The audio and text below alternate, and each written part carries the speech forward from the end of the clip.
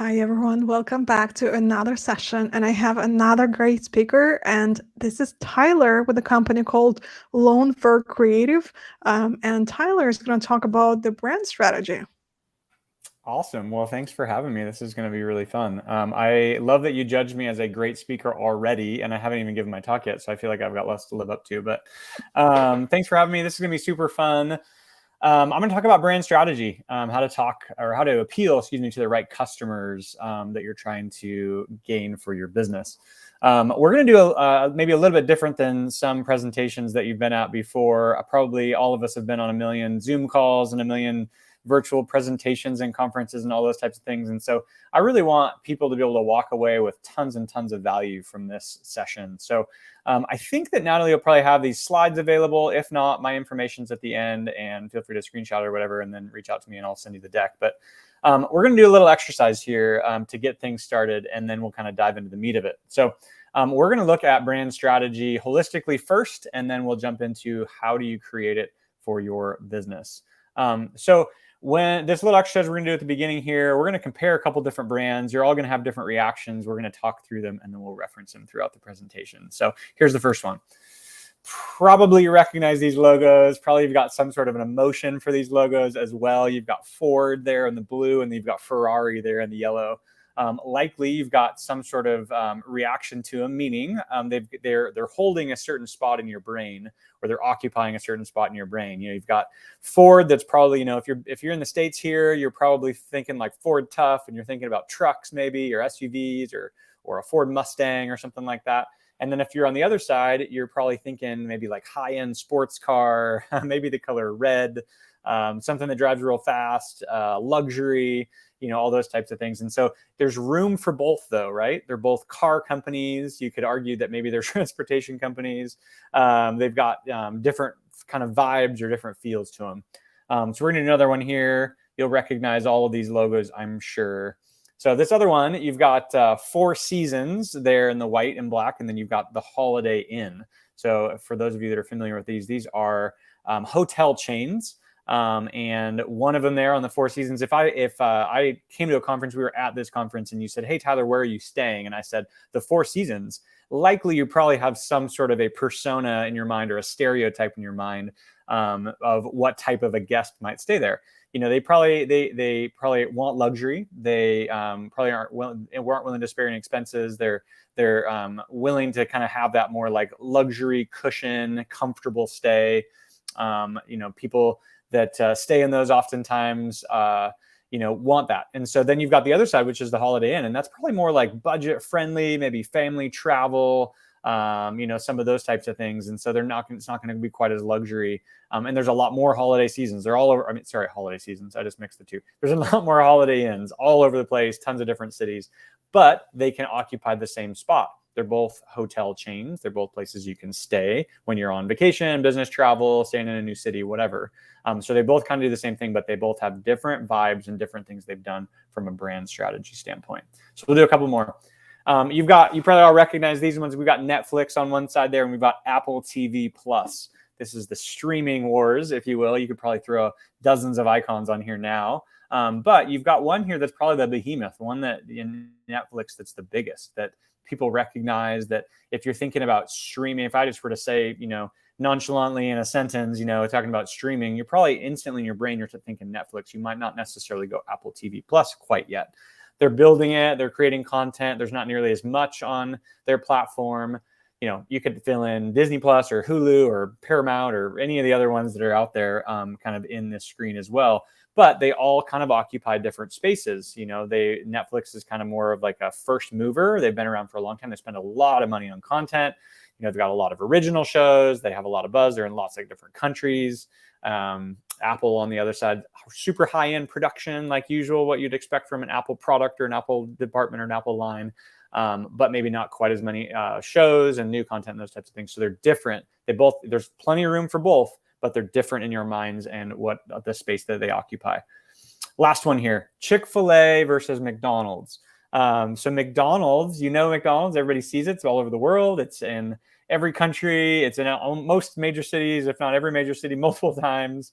And then you've got Chick-fil-A, and they're similar. They're all over the place, but there are different vibes to them, right? I can buy a chicken sandwich at both of them. But probably there's a different from a brand standpoint, or a feeling I might experience, or a place that they occupy in my mind. On the other side of the McDonald's, and I'm going stereotypical. I haven't been to McDonald's in 20 years. I've probably been to more Chick-fil-A's recently than McDonald's. So I'm going to go in more stereotypical. But, and I know that there are cafes now sometimes, or healthy options, all those types of things. But you're probably going to McDonald's for quick, fast food and relatively inexpensive. You might be going to Chick-fil-A for the same reasons, but you might feel better about that choice. And that's just because of what they've created, their environment, their staff, the way they treat you, their dining rooms, all those types of things. So there's two differences. There's room for both, but they occupy different spaces. And the reality is they're solving different problems or different challenges for people based on kind of what's in their brains and what they're doing. So I'm going to shift gears a little bit. I wanted to kind of lay the land so you guys kind of get the idea of what we're going to talk about a little bit from a brand standpoint. So reality is every brand struggles with two things, or they're challenged by two things. They're challenged by relevance, and they're challenged by differentiation. So relevance being, do enough people want what you offer? So we're shifting a little bit here, talking about our brands, your brands, and the different people on this call or listening to this call. And so relevance is just going to be essentially, do people actually want what you offer? Do people actually want the products you sell or the services that you offer, or those types of things? And then that differentiation is how is it better than what other people are offering? And so essentially, how is it different? I gave the example a second ago about Chick-fil-A versus McDonald's, and they both sell a chicken sandwich. So if all I want is a chicken sandwich and I'm only looking at it through that filter, they both do the exact same thing. But one might be elevated to another based on a product that they sell, based on experience you might have, based on the brand that they've created and the money they've put into creating that brand and effort they put into creating that brand over years, over decades, to kind of occupy that space in your brain. So one of the challenges here as well with differentiation and relevance is oftentimes they fight against each other. So lots of people, so if you've got relevance, lots of people want that, or want a certain product or a certain offering that you have. But that's probably going to equal some sort of more competition, right? Because if lots of people want something, that means there's more people that are aware that I could maybe create something that solves that. And I might start a business, or I might occupy kind of some of that space. There's going to be more competition, and it's going to be more difficult to stand out. So essentially, if there's higher relevance for the offering that you have, that service that you have, that product you have, then likely it's going to be more competitive and it's going to be harder to stand out. On the other side, if your product's super different, then there's probably less competition, but it might be harder to be relevant and it might be harder to show value. And so you've kind of got to play the game between both of those for creating your brands. So we're going to dive into three things throughout the rest of this time. And I'm trying to fly through this because I want to leave a little bit of time here at the end for any questions that might pop up or any of those types of things. So the three things that we're going to dive into and that you have to create when you are trying to establish your brand strategy, or you're trying to make a shift in your brand strategy or something like that based on kind of where you've been and where you want to go. So the first one is, you want to position your brand to be different, and you want to position your brand to stand out. So that's going to be more on that positioning side of things. And then the second piece being, you need to identify the most relevant audience that sees value in what you offer. So essentially, you're starting with that position. Now you need to find people to talk to about that position that are going to find the most relevance in that offering. And then the third piece is you've got to create a clear message. You've got to craft that clear message to appeal and attract that right audience. So most people in this day and age buy things based on the words that they read.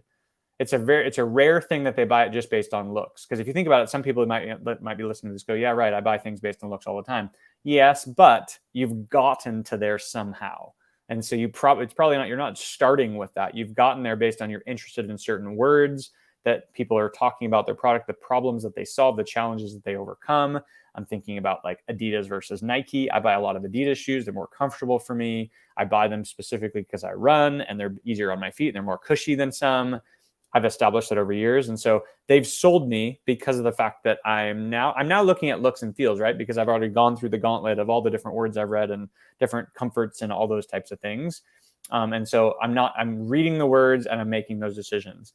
And the reason why messaging is so important on this call and on kind of this strategy is because of the fact that probably most people on this call are somewhere between just getting kicked off in a business, have a business that's kind of maybe solopreneur, maybe plus a couple of employees, might be up to that 10 million, might be up to that 50 million, might be up to the 100 million, which is great. We're probably not all of us are at that like Coca-Cola level, McDonald's level, where they've spent billions of dollars over the last decades in their brand. Like they're establishing their brand, how you feel when you're part of their brand, what you can expect from their brand, all those types of things. Many of us are still like in those infancy stages, toddler stages, even if you will, of creating our brands. And so having that clear message is super important. So we're going to dive into each of these different sections. The first one being positioning your brand in a way that makes it different and helps it stand out to your specific audience. So the way that I've structured these is we're going to talk about it for a second here, and then there's going to be a specific exercise that towards the end of it that I will walk through it, but then I would love for you guys just to be able to walk through on your own. So the goal for this is to be able to do your own positioning. Obviously, you can hire experts to help you with it. Plug for us. We do that kind of stuff for lots of different businesses right now. But at the same time, I want you to be able to walk away with being able to kind of jump into it or dive into the deep end with some kind of guiding questions. So first piece of it, what is a brand position? So, and I've said this a million times on purpose, the space that you own in your customer's mind. That's really what that brand position is. Because all of us, when we saw all those logos at the beginning, I showed the Ferrari, I showed the Ford, I showed the ChickfilA, I showed the Four Seasons, I showed all those on purpose because generally when you even just see the logo at this point, there's something in your brain that ticks on or clicks on that's like, oh yeah, these are this. I've like compartmentalized and I've put them over there. If I want a fast food restaurant that I can go through really quickly, probably, and I'm going to have a hamburger, that's probably McDonald's. And so you've like compartmentalized them. Generally, if I'm like, oh, I want to go get a salad somewhere, McDonald's probably isn't there. I know you can buy them there, but that's not necessarily the space in my brain that occupies. So you're defining how that space is occupied in people's brains and your potential customers' brains by who you are, what you do, and why does it matter. And so we're going to dive into that a little bit as we keep going here. But really, in that first couple of seconds that you have with someone, you need to communicate who you are. You need to communicate what you do, and you need to communicate why is it going to make my life different? Why does it even matter to me that you're even talking to me? I really wish that all those people that do those cold outreaches on LinkedIn or email campaigns, man, I wish that they would do this because most of the time I don't read it. I read the subject line maybe or who it's from maybe, but I'm not engaging because they don't talk about who they are, what they do, and why is it going to matter to me? So if you are one of those people, please log that away. And you can email me as much as you want. Just make sure you answer those questions really clearly and not too many words. So ultimately, the quote unquote thing that your brand is known for by prospects or customers is a brand position. So why does it matter? So we've talked about this a couple of times, but people categorize brands in their minds by the problems that those brands solve, right? You're not necessarily thinking about McDonald's in the middle of an afternoon. Well, maybe you are, but you're not thinking in the middle of an afternoon when you're sitting at your computer and you're hard at work and you've got lots of meetings and phone calls. It doesn't come up, but you might think of the brand like Zoom or Microsoft or Google or whatever, because that's where you're at that specific time. And so it's solving those individual problems. And so everybody kind of solves a certain problem, whether that's your own individual brand as a person or whether that's your company's brand. You're generally known for being good at something or good at a couple of things. Probably not good at a million things, but you're good at being, good at one or two things, and that's what you should focus on. And so that's how people are they're categorizing different brands and different companies based on the problems they solve. Think about it. You do all of them. If you want something quick and delivered to your door, where do you go? Walmart or Amazon, right? Probably mostly Amazon is the first one that comes to your mind. And so because they've solved that problem, they solve quick and easy and delivered to my door. So to be the brand that comes up and attracts customers, you need to position your brand in a way that occupies that space, that specific category in a customer's mind, because everybody has it. You're in a conversation with someone, some topic comes up instantly in your little hard drive that's going, or big hard drive rather, that's going in your brain. It pulls up and recalls that thing you heard at that one Instagram ad or that email or that friend that you have that runs this business or whatever. You're all categorizing that. So we need to figure that out. So how do you find your differentiator? How do you find your positioning? So this is that exercise I was talking about. So highly recommend going through this. Sometimes these are really hard. Sometimes these are really easy. It totally depends on how well you know your customers and how well you know your business. And so I would suggest, open a spreadsheet. I love spreadsheets. Kind of weird, I know, but I do. I'd suggest opening a spreadsheet on the row side on column A. I'd list kind of a couple different things. So the first one being who are your specific companies, who are the specific companies that you lose business to. So in my mind, so we are a branding and marketing agency, and we occupy certain spaces, certain channels, those types of things. I know who we lose business to. I know the customer or the other agencies or the freelancers or the services or whatever that come up most regularly when we're pitching to people, or we've lost an opportunity or proposal, or something goes south. And that happens with everybody. So make a list of those competitors essentially that you lose to. And then also make a list of the non-direct competitors you might lose business to. Sometimes those are difficult to figure out, but oftentimes, like in our industry, sometimes we'll lose business to like a really cheap design service that's like, whatever, Design Pickle or Penji or something like that. And those are those cheap design services that you can pay, $400 a month and it's unlimited designs and all those types of things. Those are great. We can't do that. We're not set up to do that. So we're going to lose to those. So make a list of those types of like non-direct customers. And then in the other rows, so you're on that spreadsheet, you've got column A populated with those two questions. And then in the rows, write down their positioning. So what are they known for? What do they communicate and they focus on? What type of customers do they have? So most of the time people have those like credibility marks, logos of people they've worked with. So list those out. Start to understand and really study your competition. Study the other people in your industry, because you're going to learn from them. You're going to understand what they do. You're going to understand how they're different. How do you be different from whatever somebody else is saying or talking about? And then switching gears a little bit, now start to list your current strengths and positive perceptions. So what's the best thing about your brand? What's the most common positive feedback you get from customers? Excuse me. And sometimes that's hard to answer. You're like, I don't know. I'm not quite sure. Reality is probably this data lives somewhere in your customer service people, your project managers, your account managers, your people that essentially after the sales process that have worked with clients, they probably know these things. Start asking people, build that list. The next piece, start to list your aspirational identity. So why does your brand exist? Why do you do what you do? Why do you occupy the space that you do? That's super important to kind of figure out or pay attention to.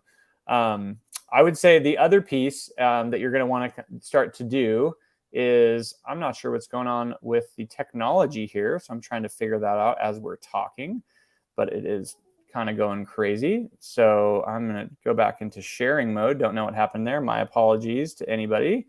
Something happened there, but we're back. Okay, cool. So the thing that we're going to want to dive into now is to talk through aspirational identity. And I don't know if it cut off or not, but we're going to run through that really fast. So why does your brand exist? Why do you do? What do you want to do? So essentially, what's your vision? What are you building? Where are you going? And that's what you're really going to want to start making sure you've got a really clear picture for, because sometimes you want to advertise or get in front of people or create messaging later down the road for the things that you're wanting to go achieve.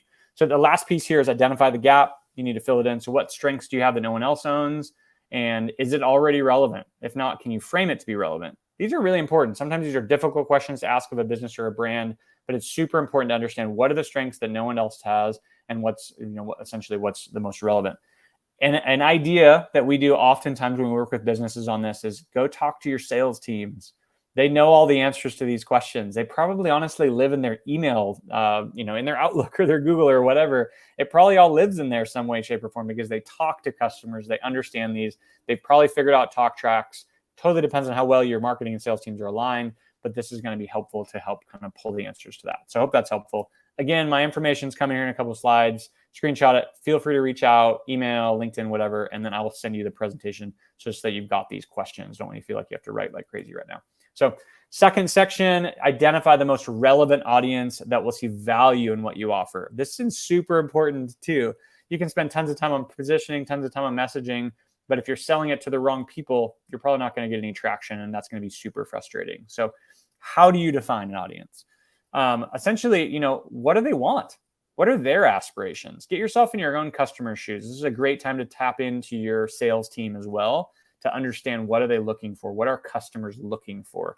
What stands in the way of them getting what they want? So if they've got this aspirational, this is what I want to create or what I want to build or what I want to solve, what's in the way? Like, what are their challenges? What are their problems? Every brand and every marketing, every product, every marketing campaign is, if it's a good one at least, is seeking to solve a challenge or a problem that's standing in the way of somebody. And so oftentimes I think of I think it's Lincoln, Matthew McConaughey is in those commercials, they're Lincoln commercials. And oftentimes you're kind of like, I haven't really thought of Lincoln. Interesting. But then you see like essentially the image. You get this what good looking guy driving this car, and you start to think about, man, all of a sudden, like the car that I have, it gets me from point A to point B, but man, I start to want that now because that solves my internal problem, right? Oftentimes we've got that. I want to look good. I want to feel good. I want to show up in style. I want to have luxury, all those things. And you don't necessarily even think about that until someone starts to kind of pull on those heartstrings, essentially, of the internal problem that you might have or internal challenge you want to have. The last piece being, what do they believe they need? So what's the solution that they think they're looking for? Depends on the products you sell and services that you offer and all those types of things. Sometimes it's super cut and dry. It's 10 o'clock at night, my plumbing doesn't work and I need a plumber. Awesome. That's very specific. Sometimes people have no idea what they need. They just know where they want to go and what they need to solve for. And then you have to kind of reverse engineer it for them. And that's something a little bit different. Why should you define your audience this way? So you want to identify the group that best matches the unique problem that you solve. Really, you want to, kind of essentially mirror what they need with what you offer, right? That you want to really kind of like find that group, find that tribe, if you will, that you can sell to repeatedly that's going to resonate with how relevant you are and the differentiation that you provide with the service or products that you offer. So another exercise here, how do you identify that right audience? So obviously, refer back to the first one in part one, start by listing that specific unique thing that you offer, but then start to work through the following questions. What's the specific challenge?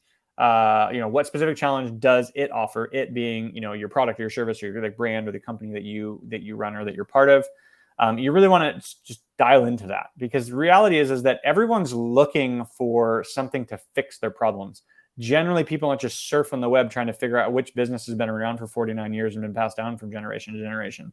If that's your website header copy, you probably want to think about changing that, because reality is that I don't care about that. I might later on when I'm trying to validate if you guys are legit or not. But at the beginning, tell me that you are, and whatever, you provide fractional CFO services and you solve my accounting or my financial challenges. Tell me that out of the front, because I want to know what problem you solve so I can know where to categorize you in my brain, because that's going to get me to maybe scroll to the next section, maybe to call you, maybe to fill out forms or download assets or whatever. That's going to kind of get me going.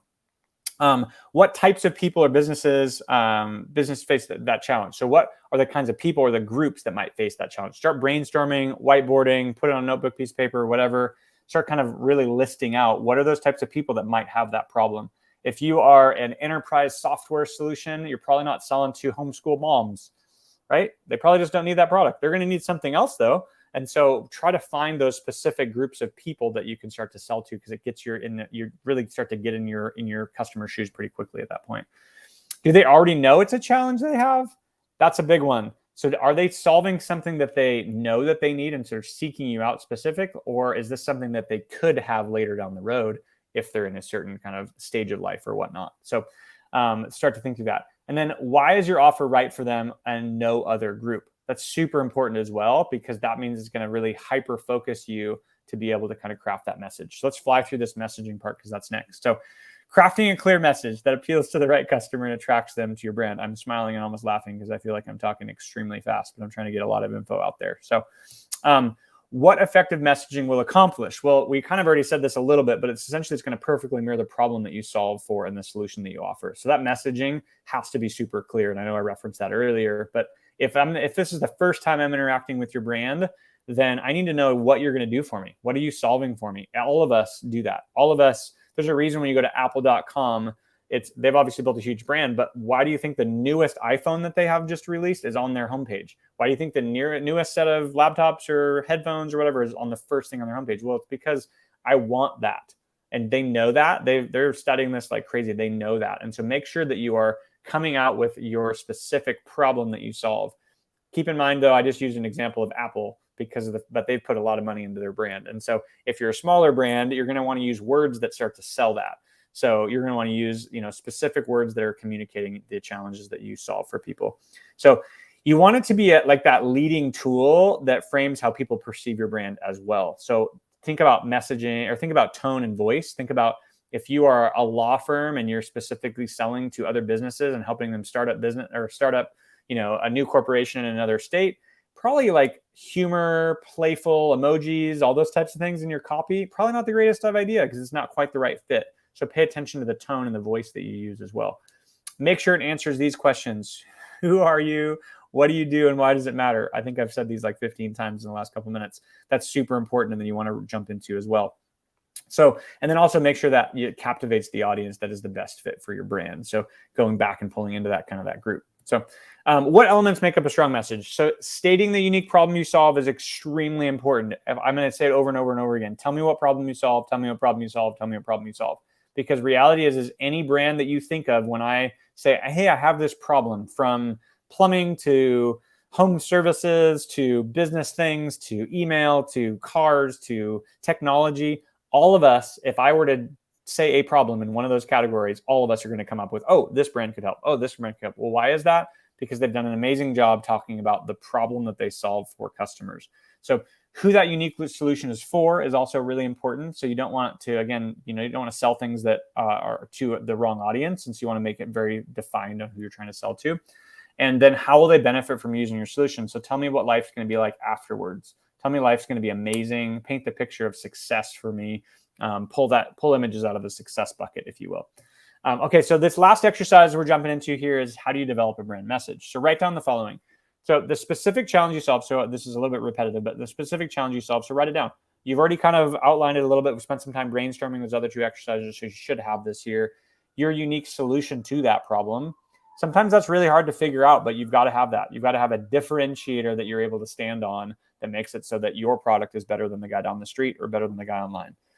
The people and business types that you find that would find your solution most relevant, make sure you write those down. It can be one, it can be two. They can be geographic located. If you're a local business, they can be specific industries. That's super helpful. They can be very hyper-focused niche parts of a certain industry. That's really helpful too. And then write down those positive outcomes that people will experience if they use your solution. Super important, because you want to paint the picture of what life's going to look like after you spend money with me.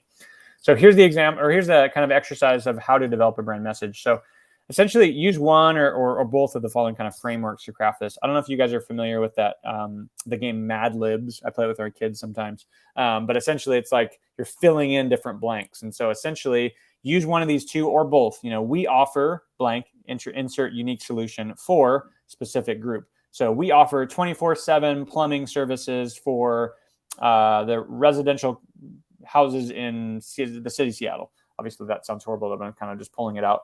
So it makes it so that's like, oh, that's super hyper focused. It's bite size. I can grab onto it.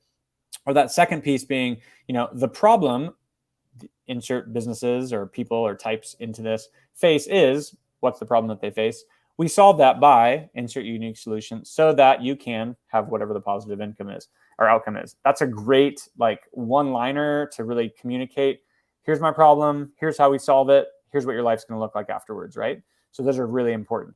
So that last piece there, after you drop that one line in your brand message, do the problem and solution mirror each other perfectly? So you solve this problem, but does this really communicate how you fix it? Because I want to know. It's going to be really important that you're going to fix my problem.